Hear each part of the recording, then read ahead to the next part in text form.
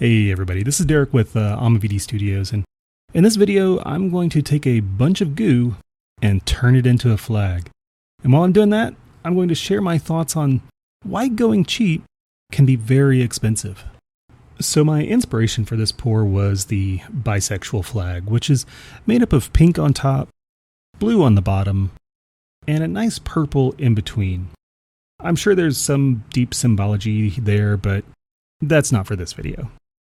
When I got started, I didn't really know what I was doing, and if I'm honest, I still feel like there's so much that I don't know about turning silicone into adult toys. But since I've started, I've learned a few tricks, and I'll share a few of them here and there. I think my first tip is to hemorrhage as much money as you possibly can on tools. And you know what? I'm only partially joking here.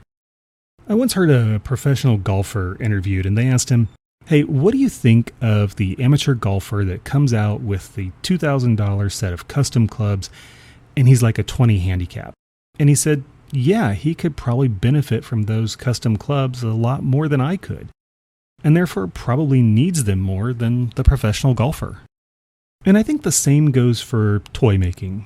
If you've been making toys for years, you could probably make something awesome with whatever you found lying around your studio. But if you're just starting out, then spending a little extra to make things easier for yourself could be a great investment. I think a prime example of this is 3D printers. Yes, you could buy an inexpensive Creality printer for under $200. But I would give you a little bit of a warning or heads up. Those printers are not the greatest, and they tend to fail more than others. Now, I know people who love their Creality printers and they get great results. But they've also been working with those printers for years and know exactly how they work and have made lots of changes and upgrades to the printer. So if you're just starting out, don't go cheap on your tools. If you're an amateur, you're going to benefit from those nice tools even more so than the professional. Of course, you need to do it responsibly, but everybody has that thing they're into. They have their own hobbies. Some people buy a new car every year. Some people like to go on expensive vacations, have kids, or whatever it is you want to spend your money on.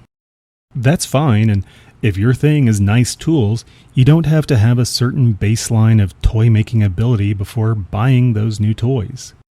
I say buy them sooner rather than later. They're going to do a lot more for you now than they are farther down the road when you are quote-unquote ready for them. Consider something like the Anycubic Viper, which is only $350. Yes, it's more expensive than the Creality, but I have one and I've never had a bad print from it. I think my next tip would be let go of your perfectionism and embrace the randomness of what we do. As creatives, so many of us have a vision or expectation of what we want our toys to look like when they're done. But silicone is random, and it does random things when we're pouring it. There's lots of weird fluid dynamics happening that are influenced by the temperature, the viscosity, the additives we use. Even the barometric pressure of the weather can impact the results.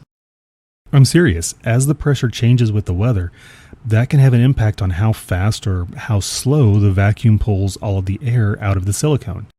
And as you get closer to the end of the pot life, the silicone can start to thicken up on you, which will change the way that silicone lays in the mold.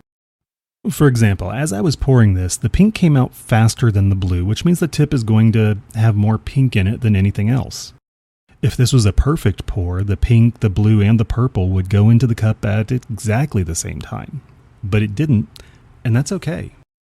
Anyway, my point is, this is an art, and we should learn to let that art be what it is and not get too frustrated when things go a little awry.